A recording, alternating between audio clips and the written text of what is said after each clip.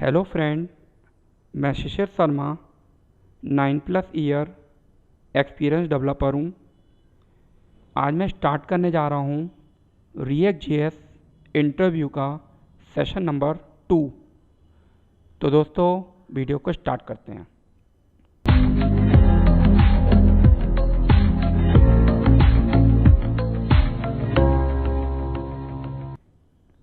जैसा कि मैं आपको पहले ही बता चुका हूँ, मैं यहाँ पे उन्हीं इंटरव्यू क्वेश्चन को बताता हूँ जो इस टाइम मार्केट में पूछे जा रहे हैं। तो अब मैं अपने वीडियो में आगे बढ़ता हूँ। What is closure in JavaScript? ये बहुत कॉमन क्वेश्चन बन चुका है जो अक्सर इंटरव्यू में पूछा जा रहा है। तो क्लोजर क्या होता है? Closure is a inner function that can access outer function variables as well as global variables. ठीक है, देखिए जैसा कि आप स्क्रीन पे देख रहे हैं, मैंने एक आउटर फंक्शन बनाया हुआ है और एक इनर फंक्शन बनाया हुआ है। तो यहाँ पे जो इनर फंक्शन है इसी को हम क्लोजर बोलते हैं। क्यों बोलते हैं? क्योंकि ये जो इनर फंक्शन है वो आउटर फंक्शन वेरिएबल को एक्सेस कर रहा है। बी वाला वेरिएबल आउटर फंक्शन का वेरिएबल है और इनर फंक्शन के अंदर हम बी को एक्सेस कर रहे हैं। बल्कि इनर फंक्शन के अंदर अगर कोई वेरिएबल है वो आप आउटर फंक्शन में एक्सेस नहीं कर सकते हो। बट यहाँ पे क्या हो रहा है? इनर फंक्शन आउटर फंक्शन के वेरिएबल को एक्सेस कर रहा है। तो यहाँ पे हम लोग इनर फंक्शन को क्या बोलेंगे? ये क्लोजर है। और यहाँ पे क्या हो रहा है? हम इनर फंक्शन को कॉल भी नहीं कर रहे हैं, बस यहाँ से रिटर्न करा रहे हैं, लेकिन फिर भी ये कॉल हो जा रहा है। ठीक है, नीचे आप ये देख सकते हैं, result let result outer function 20। मतलब आउटर फंक्शन को कॉल किया, हमने 20 पास किया, वो 20 यहाँ आ गया, यहाँ पे उसको b मिला आउटर फंक्शन के अंदर, इनर फंक्शन के अंदर गया प्लस होके यहाँ से console.log होके प्रिंट करवाया मैंने, यहाँ से रिटर्न करा दिया, वो रिजल्ट आपको यहाँ पे मिल गया और यहाँ पे वो प्रिंट हो गया। तो ये होता है क्लोजर। मतलब closure is a inner function that can access outer function variable as well as global variables. बस ये हो गया इन शॉर्ट में। अगर कोई आपसे बोलता करके दिखाइए तो आप नीचे वाला कोड करके दिखा दीजिएगा, और एक लाइन में आंसर देना हो तो बस आप ऊपर वाला दे दीजिएगा। ठीक है, ये मैंने जो आंसर दिया आपको बहुत सिंपल और सटीक आंसर दिया है, वरना आपको नेट पे क्लोजर के बहुत सारे डिफरेंट तरीके से प्रेजेंट भी किया हुआ है लोगों ने, ऐसी बात नहीं है, और सब सही है, बस ये है कि ये थोड़ा ईजी वे में मैंने प्रेजेंट किया है। Next, functional component and class component. ये भी क्वेश्चन कॉमन बन गया है। वो इसलिए बन गया है क्योंकि पहले हम रिएक्ट में काम करते थे तो क्लास कंपोनेंट यूज़ करते थे, मतलब पहले का मतलब है 3 ईयर एगो। बट रिसेंटली अब हम देख रहे हैं कि सबसे ज़्यादा फंक्शनल कंपोनेंट यूज़ हो रहा है प्रोजेक्ट बनाने में, क्योंकि फंक्शनल कंपोनेंट के अंदर काफ़ी फीचर्स आ गए हैं। जैसे एक हुक का फीचर्स है, हुक का फीचर आने के बाद सारे प्रोजेक्ट फंक्शनल कंपोनेंट में ही बनने शुरू हो गए हैं। और हुक्स आपका आया था 2019 में, मतलब हुक्स के आने के बाद फंक्शनल कंपोनेंट के अंदर पावर आ गई, वो सब काम करने लग गया जो क्लास कंपोनेंट किया करता था। तो ये है, तो इसलिए इंटरव्यू में ये जेन्युइन क्वेश्चन बन जाता है। तो डिफरेंस अब समझ लेते हैं, डिफरेंस क्या है। मतलब फंक्शनल कंपोनेंट क्या होते हैं? प्योर जावास्क्रिप्ट के फंक्शन होते हैं। और क्लास कंपोनेंट क्या होता है? वहाँ एक सिंपल एक क्लास बनाते हैं और वहाँ पे हम रिएक्ट की क्लास को एक्सटेंड करते हैं।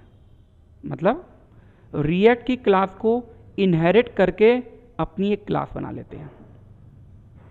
फंक्शनल कंपोनेंट के अंदर और क्लास कंपोनेंट के अंदर दोनों में हम जब प्रॉप्स यूज़ करते हैं, ठीक है, तब तो एक ही तरीका है, बट रिसीविंग के टाइम में थोड़ा सा डिफरेंस आ जाता है। फंक्शनल कंपोनेंट में जब हम रिसीव करते हैं तो वहाँ जैसे फंक्शन के अंदर एज ए पैरामीटर की तरह यूज़ करते हैं, वहाँ पे हम कोई और नाम भी लिख सकते हैं, ठीक है, रिसीविंग टाइम पे। बट क्लास कंपोनेंट के अंदर अगर आप प्रॉप्स यूज़ करेंगे तो वहाँ पे एक प्रॉपर्टी होती है दिस डॉट प्रॉप्स, डॉट करके आप अपना, जैसे कि हमने दिस डॉट प्रॉप नेम किया है, नेम क्या होगा आपका? प्रॉप्स का नाम हो गया। यहाँ पर ये होता है।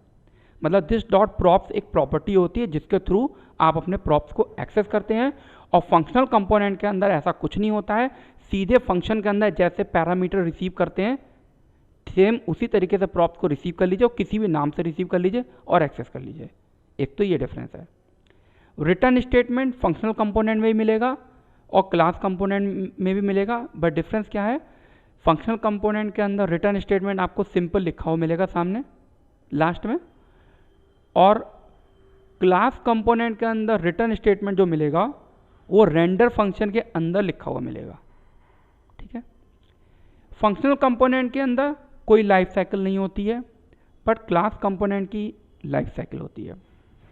फंक्शनल कंपोनेंट में कंस्ट्रक्टर होता ही नहीं है, जब क्लास ही नहीं है तो कंस्ट्रक्टर कहाँ से होगा। क्लास कंपोनेंट के अंदर कंस्ट्रक्टर होता है, फंक्शनल कंपोनेंट के अंदर हुक होते हैं, क्लास कंपोनेंट के अंदर हुक नहीं होते हैं। What is use state? Use state जो ऐसा टर्म है जो बहुत ज़्यादा हम लोग यूज़ करते हैं।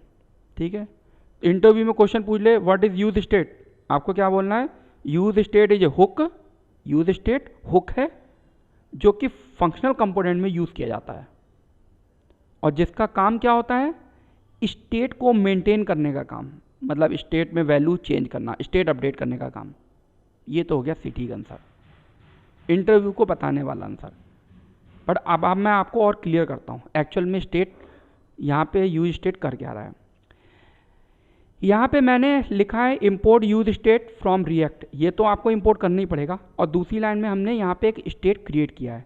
तो यहाँ पे यूज स्टेट फंक्शन कह लो या हुक कह लो, कॉल हुआ, ठीक है, और उसने एक एरे रिटर्न किया और उस एरे के अंदर दो वैल्यू थी, मतलब दो इंडेक्स थे उस एरे के अंदर।